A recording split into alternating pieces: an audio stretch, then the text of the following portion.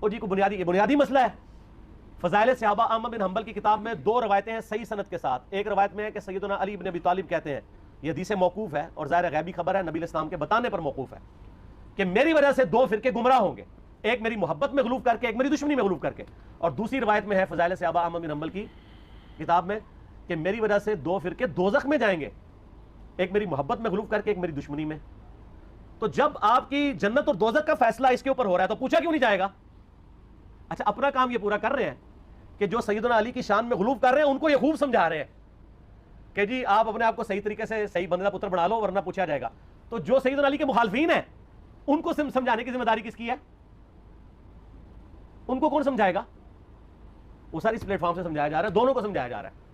پھر جو صحیح مسلم کی حدیث ہے 240 انٹرنیشنل نمبر کے مطابق, علی سے محبت نہیں رکھے گا مگر مؤمن, علی سے بغض نہیں رکھے گا مگر منافق. تو آپ کے ایمان کا لٹمس ٹیسٹ ہی جو ہے وہ محبت علی ہے, تو جنت اور دوزخ کا فیصلہ اس کے اوپر نہیں ہونا.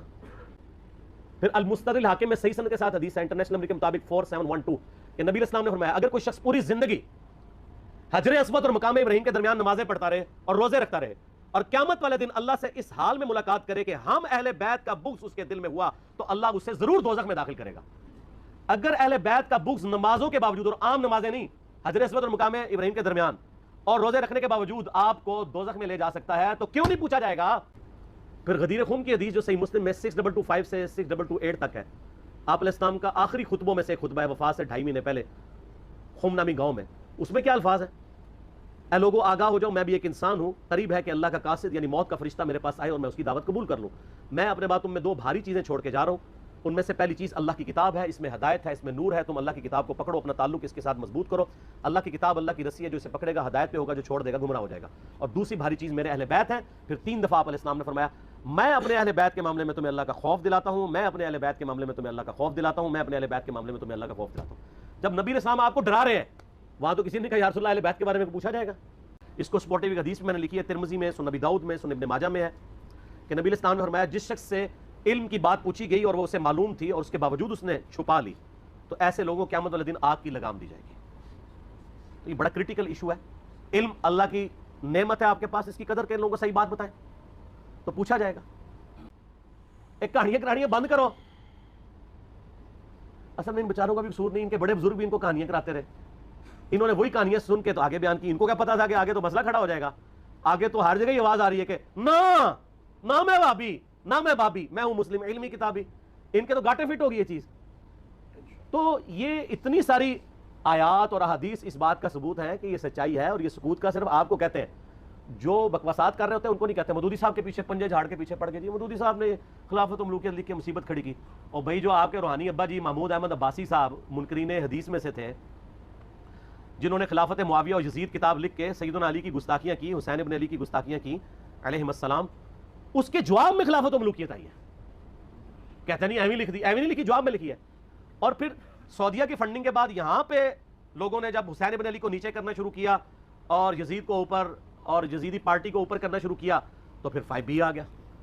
آپ دیکھیں کبھی بھی انیشیٹو اہل بیت کے چاہنے والوں کی طرف سے نہیں لیا جاتا. یہ تو ہم جواب والی سائڈ پہ بیٹھے ہوتے ہیں, ہمیشہ یہ پنگا لیتے ہیں, ہم جواب دیتے ہیں. جب جواب دیتے ہیں ان کی ہوتی ہے ٹھکائی, پھر یہ کہتے ہیں سکوت اختیار کر لیں. سمجھ آ گئی آپ کو پوری گیم؟ یہ سکوت کا بات یہ کرتے ہی اس لیے ہے کہ ان کی ہوتی ہے ٹھکائی. ان کو تو یہ حدیثیں زمین نہیں ہوتی ہیں. اب یہ اپنے عوام کو منہ نہیں دکھا سکتے, پھر ان کو بڑی مصیبت کھڑی ہو جاتی ہے کہ اب کیا کریں, کس طریقے سے آپ قابو کریں. تو آخری حل یہ ہے سکوت اختیار کر لیں. سکوت آپ لوگوں نے تو کوئی نہیں اختیار کیا ہوا. آپ کے سامنے جب صحابہ کرام کی توہین ہوتی ہے تو آپ کیوں شیعہ کو سمجھاتے ہیں؟ سکوت اختیار کریں نا. کون سا آپ سے قیامت دن پوچھا جائے گا؟ یہ میں الزامی طور پہ بات کر رہا ہوں.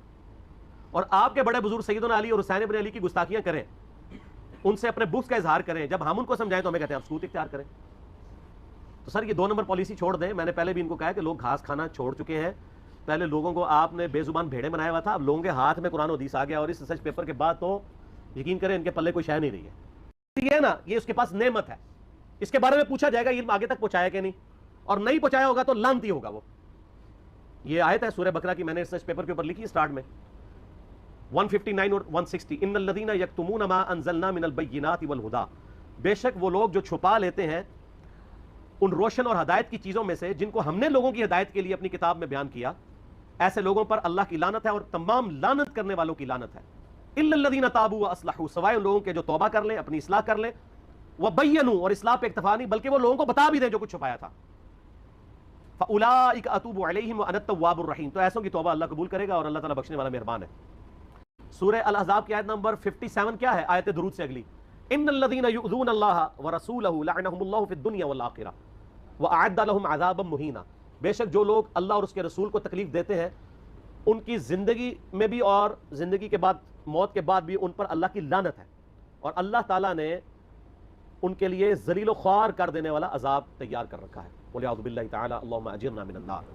تو جو اللہ اور اس کے رسول کو اذیت دے رہے ہیں ان سے پوچھا نہیں جائے گا؟ تو یہ ایک ڈھکوسلا انہوں نے کیا ہوا ہے اپنی کمزوریوں پہ پردہ ڈالنے کے لیے. خود جو کچھ مناظرے کر رہے ہوتے ہیں اس کے بارے میں کیا پوچھا جائے گا؟ جو یہ کام کر رہے ہوتے ہیں وہ کہیں گے پوچھا جاتا ہے، تو اس کے بارے میں کیوں نہیں پوچھا جائے گا؟